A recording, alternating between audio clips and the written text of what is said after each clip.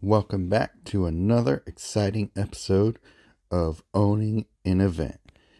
This is Rise of Adventure, the current coalition event, and I am about to go perfect here. Let's see if I could finish it off. I'll share with you a couple strategies for what I do to get perfect on the top node, which is the party node. And this always throws people off because party is kind of a janky mechanic and not very powerful. So you have to kind of pair your cards with the most powerful or useful party members you can. So the way I do it is I use Kasmina, and here's my deck. Mortality Spear, Tajiru Paragon, which is a support that will fulfill one of your party objectives. Stonework Pack Beast for the same reason. And my two other party members will be Yuan T. Malison, which is a rogue, and Zimone Quandrix Prodigy, which is a wizard. And I'll get into why I choose Yuan T. Malison. And so between these two party supports and then the party one that I choose, I get my party objectives filled out if I can get both of those supports on the board along with my two creatures at the bottom. Dragon Turtle is just one of my favorite creatures because it's such a good defensive card for me, and sometimes you just really need that. And it has wards, so it's not easy to remove, but you guys know all about Dragon Turtle at this point, right? Ricksmith continues to be one of the best cards in the game, especially in Standard. It's a great land, gives you so much mana and loyalty, and then the nice plus 12 in Defender is great too, especially endgame when you're trying to win. Binding the Old Gods and Mortality Spear are my two removal spells, and then if I use her second ability, I can pull other cards to help with that as well. It's Fairy Hero of Dominaria. Both helps with card draw, getting cards on the board, and also becomes removal after a few turns of getting that boosted up. However, it's not necessary, and you may decide to put in a third land of like a loyalty generator, because sometimes I've found that I'm sweating a bit trying to hit that third loyalty ability. It doesn't always work out that way for me. Dreamroot Cascade is the land that gives you your cards 5 mana in your hand when you cast it, as long as there are enough green and blue gems on the board, which they will be. And then Zimone, because she is a wizard. She's not too powerful because you don't want to win too quickly before you hit your third loyalty ability. And then I love her primary ability there, which is your first land support card in your hand gains full mana at the beginning of your turn, and if you can't, convert 3 gems to your planeswalker's color. And then when you activate a loyalty ability, draw a card, and if you control support with 8 or more shield, draw 2 cards instead. So you'll probably get that going with the Erixmethus. Yeah, so that is my deck build. I've considered switching out to Fairy Hero Dominaria for something, for like another land to get more loyalty, but so far it's been okay, and we'll keep running it this way and see what happens. Okay, so you can choose your class here, and this will count for one of your party members.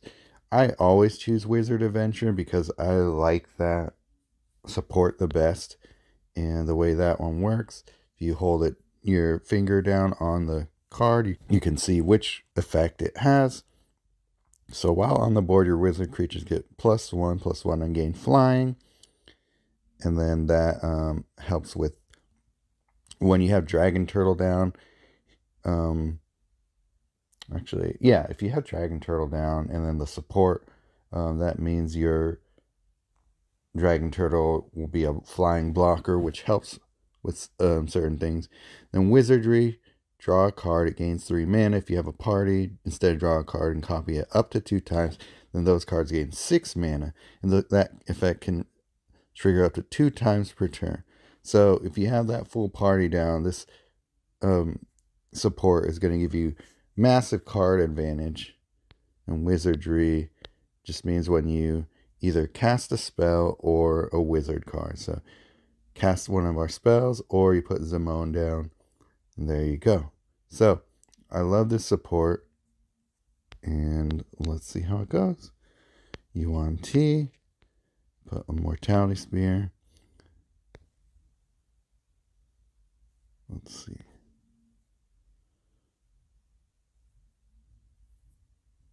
Try and save our binding for when we need it. Get our Mortality Spear charged up in case we get like an Inferno of the Star Mounts or something in our face.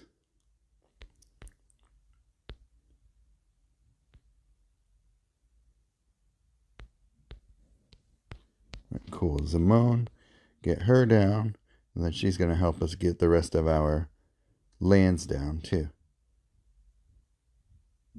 So Wizardry triggered.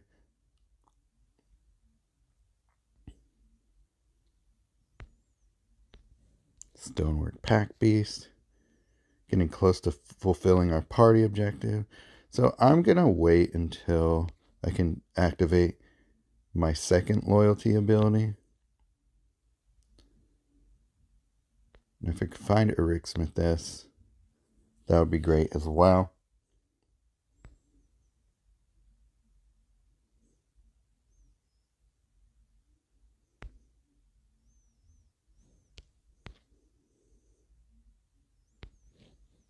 Stonework Pack Beast.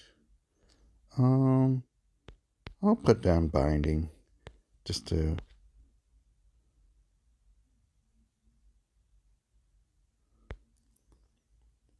okay, Paragon will make us get our second ability down.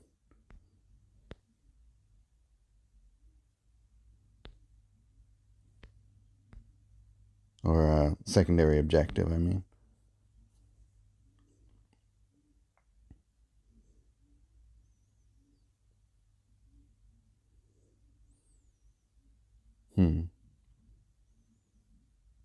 He's doing a lot at me.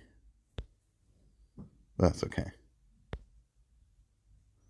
What do I got on the board right now? Stonework Pack Beast, a bunch of gold tokens, and Binding, and Ericsmith this. Okay, great.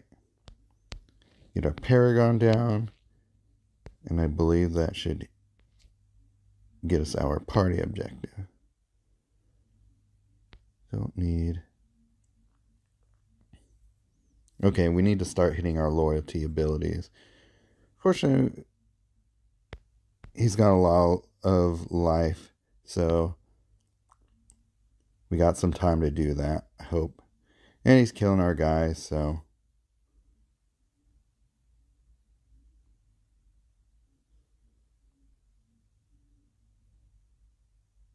We'll see. Alright.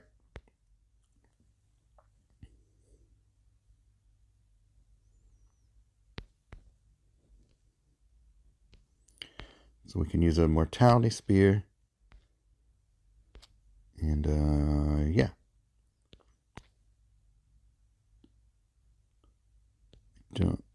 Let's see, I will copy a Mortality Spear.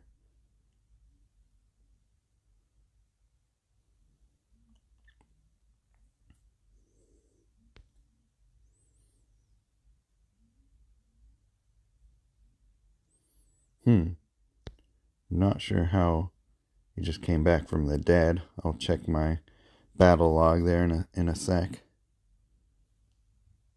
So, okay. Let's use Containment Breach, because I feel like he's used a lot of things. Also, with Kasmina, if you're getting low on loyalty, just use Explore the Vast Lands, and you can make sure that you hit our objective, our loyalty objective, I should say. So where are we at with? Okay, we're already full party. We just need to grab our loyalty ability 2 more times. And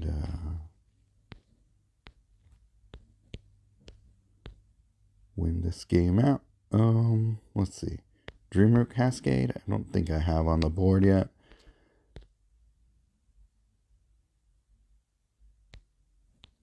Teferi.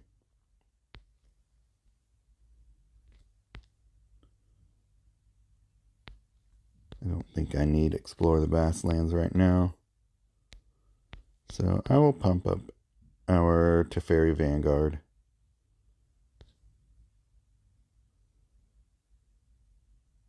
Oh, interesting. I thought for sure I had a support I can destroy with Containment Breach, but that's fine. I guess it's all lands that he has down. Uh-oh, Zareth Sand. Okay. But see, that's why you keep Immortality Spear charged up.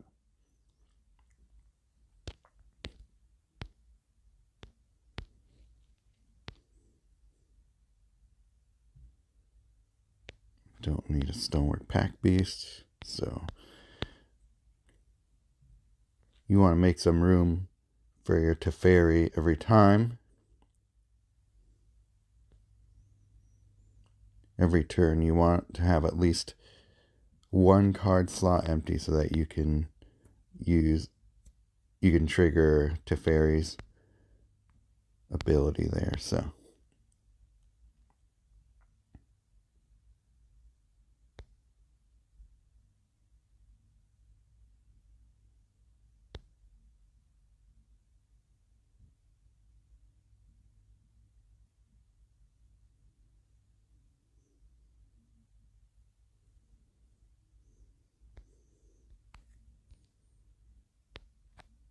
No need for Containment Breach at this point.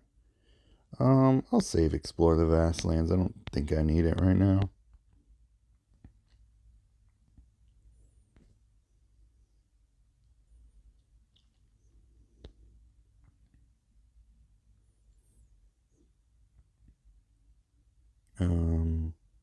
Sure.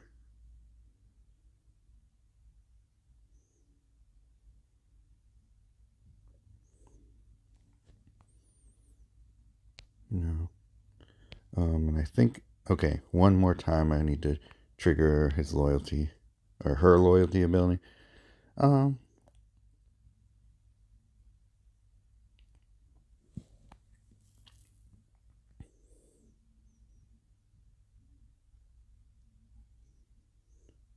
Okay, this will be cool. Watch what we do here.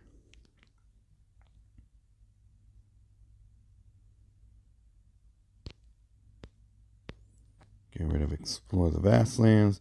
Don't need these many Paragons. We will trigger Teferi Vanguard. Start wiping him away. And we can get rid of Paragon and a Dreamroot Cascade. Hit her 3rd ability.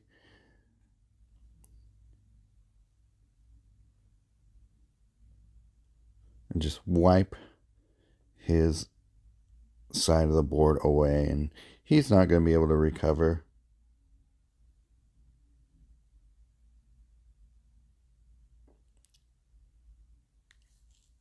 I have just too much on the board,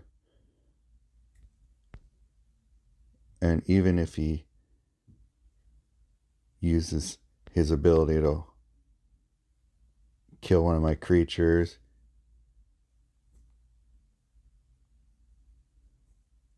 he's not even using his ability right now, which almost feels like he admitted defeat, right?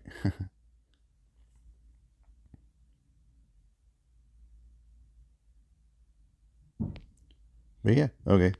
3 abilities.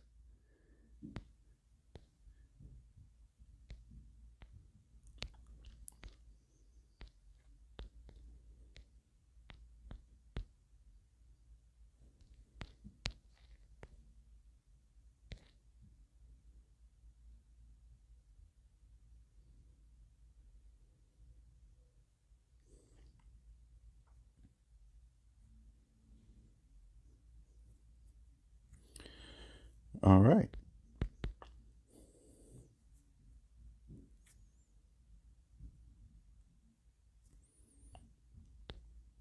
Full points. And yeah, so that's how that goes. Just if you can't build that deck quite that well, just sub in your creatures to the best of your ability. And if you don't have a Ricksmithus, you could use a different land. Maybe have the World Tree or something like that. That was a card I used a lot before I got a Ricksmithus. Yeah. So there you go. On to the next one. All right. The bottom node is pretty easy. You just gotta match 24 of your Planeswalker gems colors, and that almost takes care of itself in this deck. And then summoning 3 or more land supports. It's really easy because all 3 of her abilities make land support, so it's kind of already built into our deck. Then a lot of these make lands. I have a lot of lands here. Deathcap Glade, Erixmithus, Hagra Mauling, and Turn Timber both make lands, and then Binding the Old Gods. Second chapter summons a land as well. Ancient Green Warden really takes advantage of all those lands because when a land support enters your control, convert 6 gems to your Planeswalker's colors, and this effect can trigger up to 3 times per turn. Such a good card. Not one I'm using a lot in other decks, but probably should be. I could have used this card instead of Dragon Turtle, but you know why I like Dragon Turtle, so. Conclave Naturalist, just in case they throw down like a Test of Talents or some nasty support like Wizard class that can get in our way. Binding the Old Gods also will take care of supports as well as creatures. And then Soul Shatter. And of course, the Great Aurora in case things get out of hand. Great Aurora is not a bad card to use in the top node either, just in case you're winning too quickly and have not hit your abilities yet. Selvala is an awesome card. I've gone back and forth between using her or Somberwald Sage, but Selvala is a lot more accessible for people, even though it's a exclusive PMA card. At least you're guaranteed to get it if you collect enough green PMA. So, really cool card. I like it. So far, this deck has done really well because it has a lot of defensive pieces in it and never struggles for mana. All right, let's see if I can finish off with a perfect score.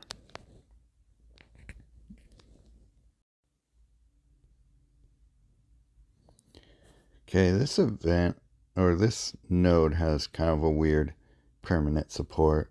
The adventure, all these things can trigger during landfalls, and then landfall green creates 3 insect tokens. So we're probably gonna see that one the most. And the first, maybe landfall black too. The first opposing reinforced creature loses a reinforcement. I don't really care about that one. Okay, so let's get our green warden down with the turn timber symbiosis, if possible.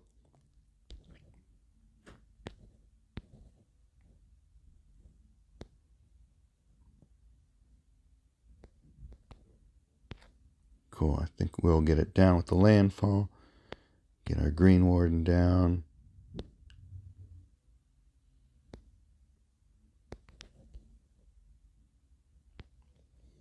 Get a soul shatter charged up as well.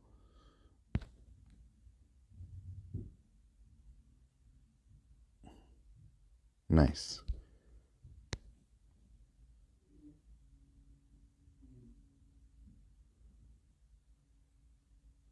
So, as you saw, just on triggering the loyalty ability, I converted some gems to green and black.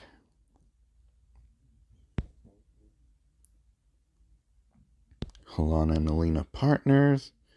It's not very good on its own. You really need to pair it up with something else. So, big mistake on Greg's part, making him the first card he put down.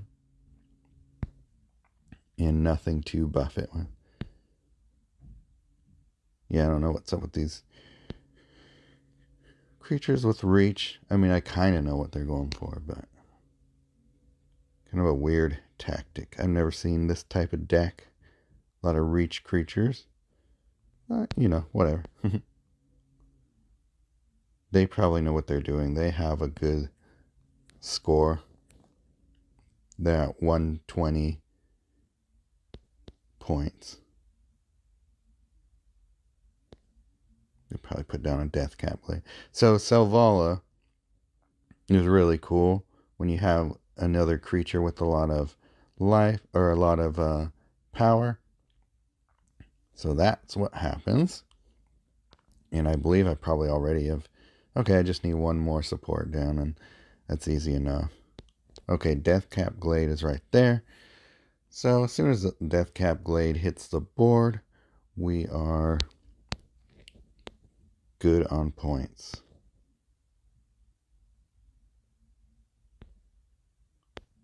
Put down a Conclave Naturalist. And because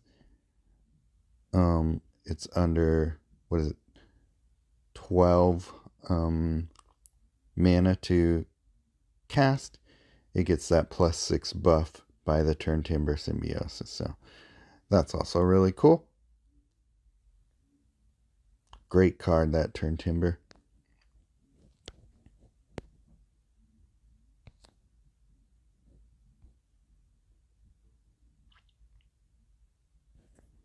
So that was really easy and really fast.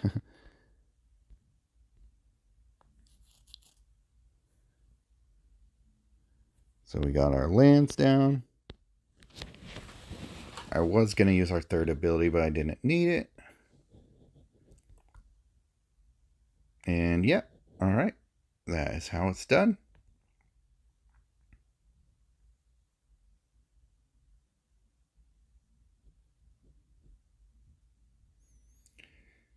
Let's go in here. I'm at full points. Rank 1. Get one for the leaderboard. Get our screenshot. Post in the Cool Kids Club. And yeah, there you go. Well, I hope that helped. I know that the party node is the most tricky node, and I haven't really had trouble with it since I started using this deck. So, yeah, let me know. Let me know if you start using this strategy and if it gets you a perfect score. All right, see you in the next one.